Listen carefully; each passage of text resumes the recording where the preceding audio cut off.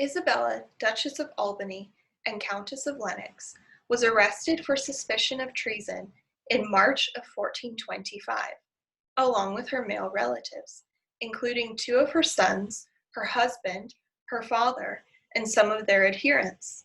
Her male kin were tried in May of the same year, found guilty, and executed a few days later. Unlike her male relatives, she never received a formal trial and remained incarcerated for 12 years, along with her mother, only to be released in 1437 in the political aftermath of the assassination of James I. Within 2 years of returning to Lennox in western Scotland, the royal agent who controlled her earldom during her imprisonment was dead, killed by the Duchess's supporters. Her authority in the earldom was reinstated, with her issuing charters from the ancient family's seat of power on Inchmurrin Island, styling herself as the Duchess of Albany and Countess of Lennox. She remained active in the earldom until her death in 1458, with surviving charters indicating her status as a formidable head of what remained of the Lennox family, with a keen understanding of her legal capacity and capabilities as female lord. A case study of Duchess Isabella presents an opportunity to explore broader themes of women's agency and activities as political actors, which have received little scholarly attention in mainstream political histories of late medieval Scotland. Through a close reading of surviving evidence and an emphasis on language and translation, this paper will show how a woman could recover her agency and defend her rights when the political circumstances of her family changed.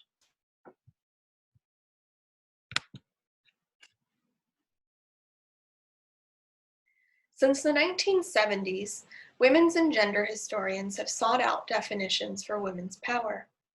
The language of power in medieval sources varied, and this has inevitably stimulated debates in historical works seeking to understand the role of women in medieval society. Recent work that has come out of the beyond exceptionalism movement has emphasized and expanded notions of power beyond simple binaries of powerful and powerless, and the hard aspects of power associated with the dominance of a warrior class. Women's and gender historians have argued that the ability to command and punish, linked to the term potestas, was only one form of medieval power. Heather J. Tanner and others have used the work of social scientist Joseph S. Nye to argue that medieval power, especially for women, included soft power. This soft power included the ability to influence others through leadership and popularity. One of the challenges, however, with soft power is that it is not always as obvious in the sources. It sometimes requires reading between the lines to trace the effects of indirect influence and social pressure on medieval politics. It is also important to be wary of reading modern assumptions for what power should look like back onto the Middle Ages. As Mary Beard has argued, our expectations continue to serve as a, quote, cultural template which works to disempower women, end quote. She went on to suggest that we perhaps think of power as a verb, to power, rather than a possession. Therese Earenfight has argued it is better to look at the sources of power and job description of an individual. In order to do so, she argued, quote, we need to shift our attention from big categories of action and inaction and focus more on circumstances that shape the degree to which one can exercise power. A lot, a little, sometimes a lot, sometimes a little, end quote. With this definition, Earenfight introduced the, quote, paradox of power of vulnerability, end quote, in which restrictions to women's agency and autonomy might be viewed as a result of their potential or latent power as an individual, rather than the evidence of their powerless victimhood. Earenfight's definitions allow for alternate interpretations of female imprisonment. Women's long periods of incarceration might be considered evidence of their potential or latent power as political actors, in which the solution for dealing with a problematic woman was to lock her up.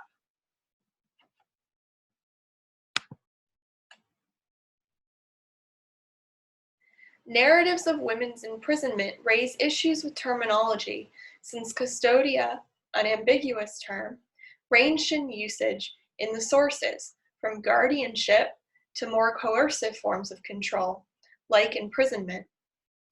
Scholarship on women's imprisonment, such as the work of Gwen Seaborn and Eileen Kim, translates the term to confinement. This owes something to the social construction of translation, as well as the ambiguity of the term itself. Edited and translated medieval texts often render women as confined rather than in custody when they are incarcerated. While both custody and confinement reflect notions of containment, the use of the term confinement domesticates women's imprisonment, thus inadvertently depoliticizing the rationale behind their imprisonment. Confinement carries a different meaning than the original Latin. In the context of the Middle Ages, it carried gendered implications, which related to pregnancy and childbirth. Thus, the use of this term privatizes women's experiences of imprisonment and creates a qualitative difference between women's and men's custody. The use of the term confinement on women's imprisonment perhaps owes something to the generally good conditions in which elite women were held. As Seaborn has suggested, the maiden in the tower archetype of the romance genre was suggestive of the physical and spatial experience of imprisonment by aristocratic women. Regardless of the hospitality and treatment imprisoned women may have enjoyed, it was containment all the same, for the threat they posed as potential and latent resistors to their captors. As such, their imprisonment served a political purpose, not a domestic one, which curbed the social influence of them as individuals.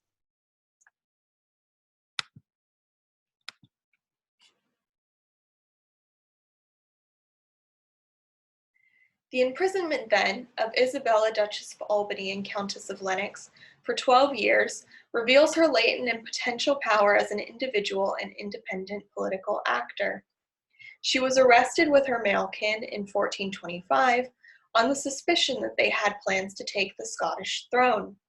These suspicions were not entirely unfounded. Duchess Isabella's father-in-law, Robert Stuart, Duke of Albany, and later her husband Murdoch, had in turn been acting as governor of Scotland in the absence of James I since 1406, and the king viewed the Albany Stuarts as a threat to his own authority upon his return to Scotland in 1424. According to Walter Bauer, they were arrested and later imprisoned in various castles held by Scottish nobles loyal to James I. Their custodians later comprised the Assize that tried the Duchess's husband, father, and sons at Stirling Castle in May 1425. The Duchess remained incarcerated at Tantallon Castle for some time before being moved to Stirling Castle with her mother sometime later. The Exchequer Rolls of 1434 include maintenance funds to the custodian of Stirling Castle for the Duchess and her mother Helen Campbell. The appearance of Duchess Isabella in the historical record before her arrest is sparse. However, she did appear as a consenter to several of her father's charters in the early 1420s in her legal capacity as his heir. Her involvement in the business of the Lennox family may explain her arrest, as she was an active member of a family perceived to be politically threatening to the Scottish king.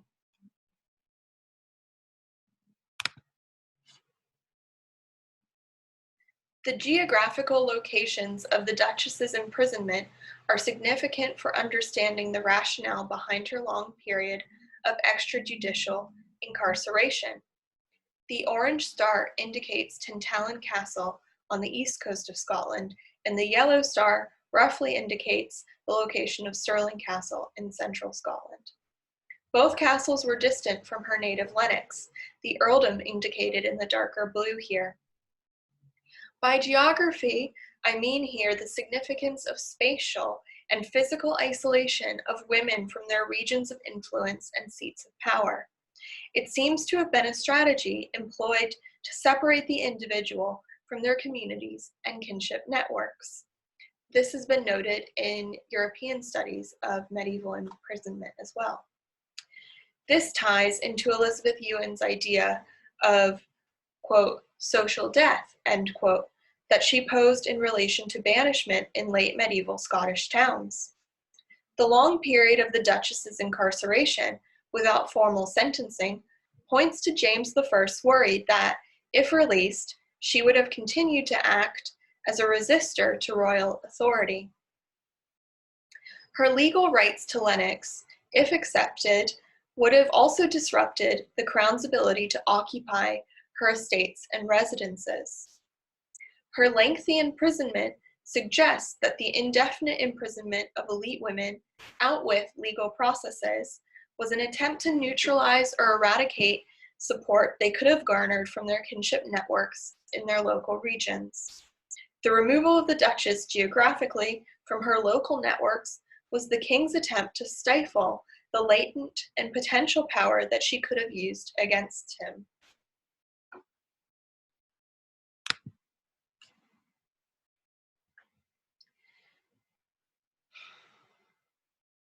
That James I was right to be worried about the latent and potential power of Duchess Isabella can be proven in the written record following her release in 1437 until her death in 1458. Michael Brown has argued that her return to power in Lennox could not have been achieved without strong local support within Lennox from her family, as she was in her 60s by the end of her imprisonment. One of her first acts to reinstall herself in the region may have been the orchestration, in 1439, of the death of James I's chief agent in Lennox, John Colquhoun. Colquhoun had been used by James I to control the earldom of Lennox after the execution of Isabella's father, Duncan, in 1425. To make the matter more insulting to the Duchess, Colquhoun had operated out of the family's ancient seat of power, the castle on Inchmurrin Island in Loch Lomond. The Duchess's involvement in the assassination of Colquhoun requires a degree of reading between the lines here, as the incident, which is briefly described in the Auchinleck Chronicle, does not mention the Countess's direct involvement. However, I think we could assume that she influenced the actions taken by her supporters against the king's agent, since Colquhoun was tricked into coming back to Lennox by them to meet with the Duchess when he was killed.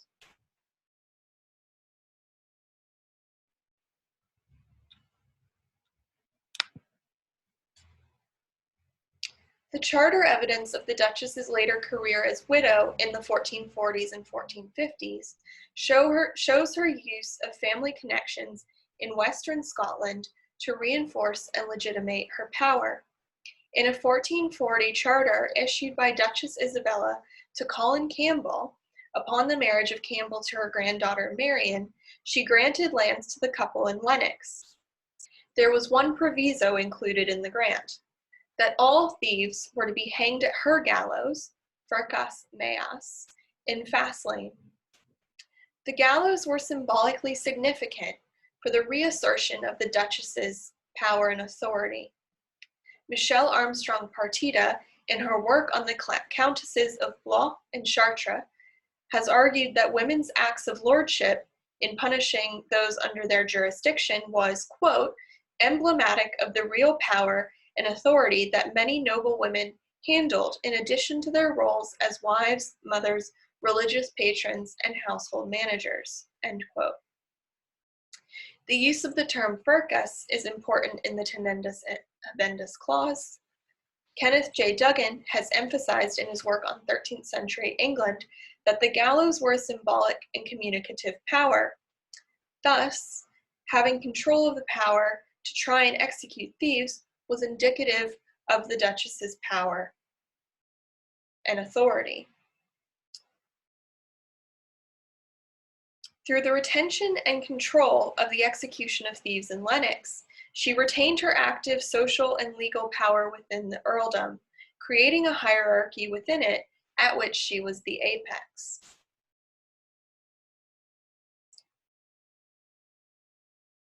The Duchess's shift back to active power in Lennox, following her 12-year detention, was the result of her political acumen and ability to draw on her maternal kin, the Campbells, to bolster her support in Western Scotland. In the same charter I just discussed, for instance, members of the Campbell affinity appear as witnesses in the testing clause. In addition, Walter Bett, the scribe of Duncan, First Lord Campbell, also appears in this clause, which further shows the Duchess's co-opting of connections through her matriline to reinforce her power in the region. While the community's support was key to her reinstallment and rule in Lennox, it is important to emphasize that her individual understanding of her power and legal rights to Lennox were significant to her successful reintegration to and reconciliation with Scottish political society.